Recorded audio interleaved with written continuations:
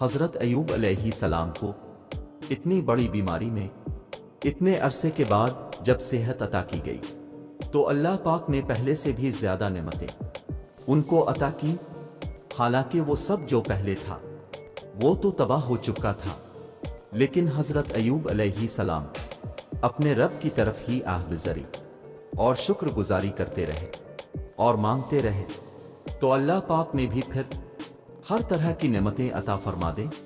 ہم نے بھی ہر حال میں اسباب کو اختیار کرتے ہوئے صرف اللہ پاک کی رحمت کی طرف توجہ کرنی ہے۔ انشاءاللہ اللہ پاک سب کے کام بنائیں گے۔ یقین رکھیں اللہ پر۔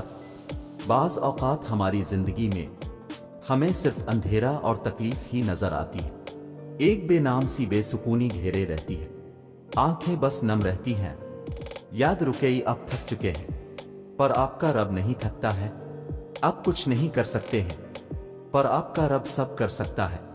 یہ جو اندھیرا ہے نا، وہ رب اس کو روشنی بنانے پر قادر ہے۔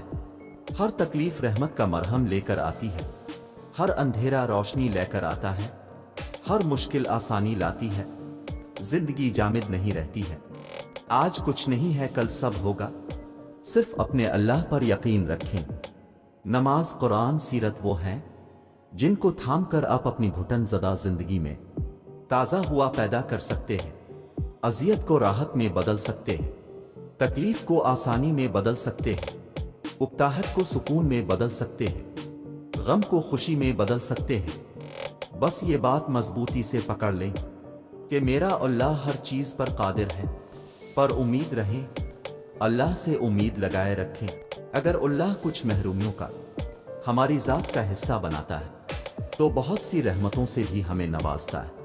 اگر وہ کوئی داستان ادھوری چھوڑتا ہے تو بہت سے قصوں کو ان کے پرسکون اختتام تک بھی لاتا ہے۔